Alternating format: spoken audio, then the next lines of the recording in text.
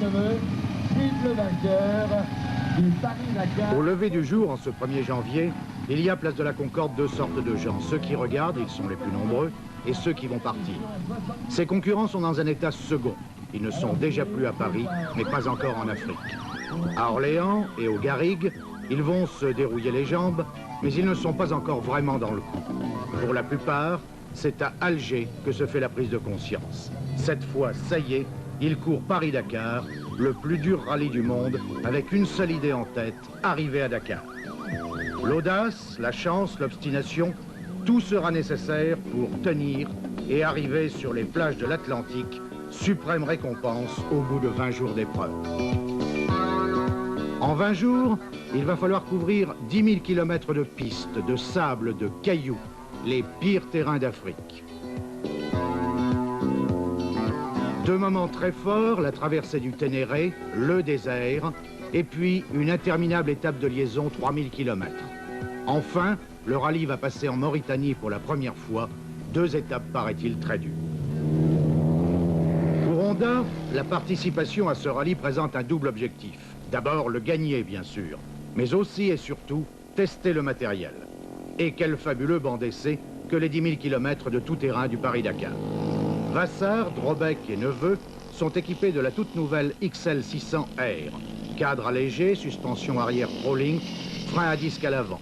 Le moteur est à 4 soupapes radiales et possède un double carburateur à double admission. La 600 n'est pas la plus puissante moto du rallye et de loin, mais c'est sans doute la plus souple. Nicole Métro et Christine Martin sont-elles chargées de tester la XR 350. Dès le début du rallye, les Honda vont animer la course. Il ne faut pas trop forcer, mais il ne s'agit pas de prendre trop de retard. À ce jeu, Philippe Vassar fait merveille. J'ai attaqué, puis là j'ai rattrapé de la queue. C'est ça. Tout le temps ensemble, tout le temps ensemble. Le vrai grand malchanceux, c'est Cyril Neveu, 3 fois vainqueur des éditions précédentes. Dès les premières spéciales en France, il a eu des ennuis. Et il va continuer pendant tout le rallye à accumuler les problèmes. Et voici les premiers bivouacs du soir, le moment tant attendu chaque jour par les concurrents. Enfin se détendre, se laver, en espérant ne pas avoir trop de mécanique à faire. Et puis le désert arrive, très vite. Pour beaucoup, c'est une découverte. Pour tous, c'est une rude épreuve. Car il ne s'agit pas uniquement de rouler et de rouler vite. Il faut aussi naviguer, ne pas se perdre, et tous vont découvrir qu'il est très facile de s'égarer dans ces étendues désertes aux repères incertains.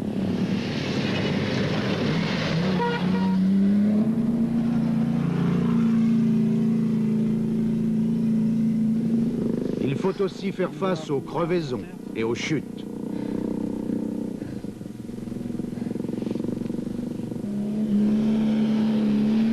Si la plupart des gamelles sont sans gravité, il est parfois bien difficile de se remettre en selle. Ce n'est pas tout de sortir de la piste, il faut aussi y revenir.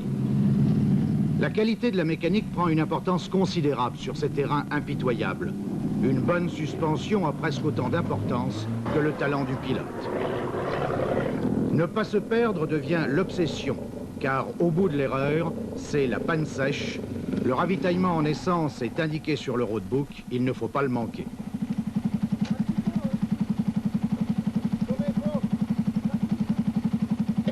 Dans tout ce début du rallye, c'est l'équipe Honda qui anime la course. Yamaha a bien des déboires, mais s'accroche ferme avec Bakou. Quant au BMW, Gaston Rayet, qui caracolait en tête, doit abandonner et Hubert Auriol attend son heure.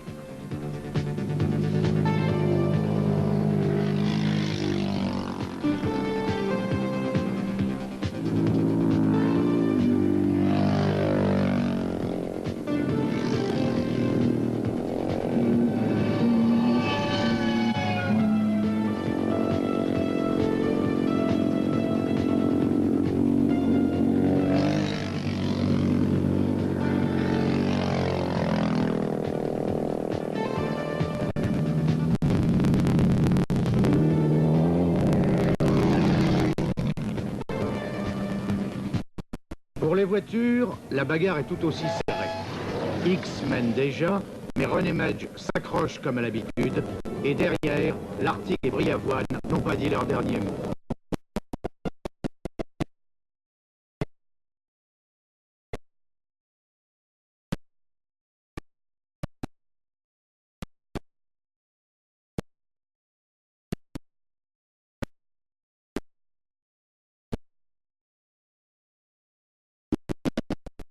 Ouais, le volet A, ouais. Où est-ce que tu m'as reproché, tonton, quoi? Bah, je sais pas, moi, dans le virage où les mecs se perdaient, j'ai tourné à gauche direct, c'est là que j'ai dû le passer. À bord Jomard Driss, Vassar, Deheul et Rigoni forment le trio de tête. Drobeck est 8e, juste devant Auriol. Tout va bien, mais il faut tenir.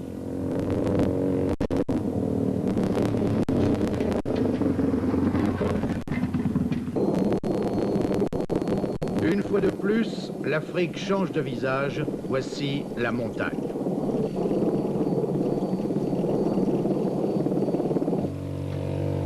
Sur ce type de terrain, la puissance de la moto prend une importance considérable. À qualité de pilotage égale, la cylindrée va faire la différence.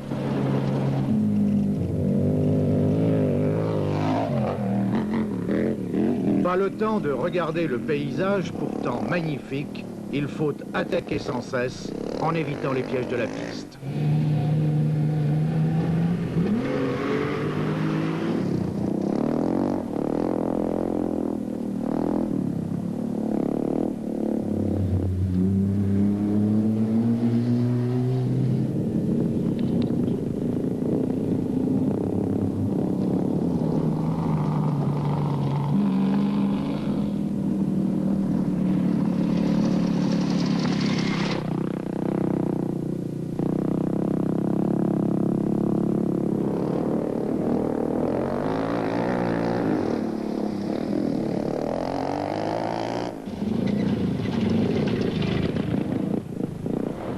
Auriol, en très grande forme, va faire jouer au maximum la puissance de sa moto et malgré l'obstination de Vassar et de toute l'équipe Honda, il va prendre la tête du classement à Chirfa devant Drobeck, Rigoni et le pilote privé Jackie Barra.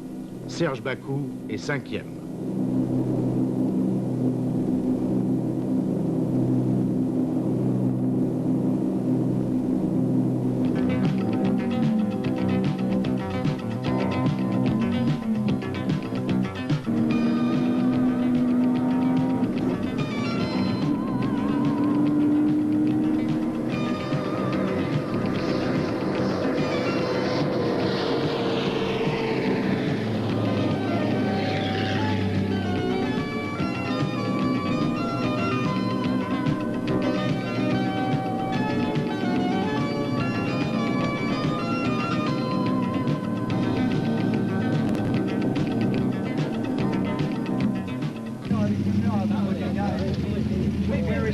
Avant la redoutable épreuve de demain, il faut maintenant vérifier les machines et se ravitailler. La moto d'abord. À Dirkou, il n'y a bien sûr pas de station-service. L'essence a été amenée par camion dans des fûts de 200 litres. Les anciens du rallye savent que ces fûts n'ont pas toujours été nettoyés et qu'il faut vérifier la qualité de l'essence. Certains l'oublieront et s'en mordront les doigts.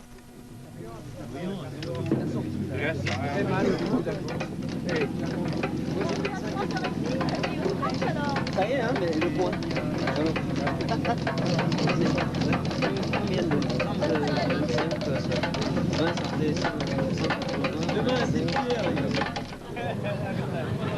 Car aujourd'hui, c'est le Ténéré, l'un des pires déserts de l'Afrique. Pas un arbre, pas un animal, pas un caillou, un seul point d'eau. Seul repère, des balises kilométriques qu'il faut suivre soigneusement sous peine de se perdre.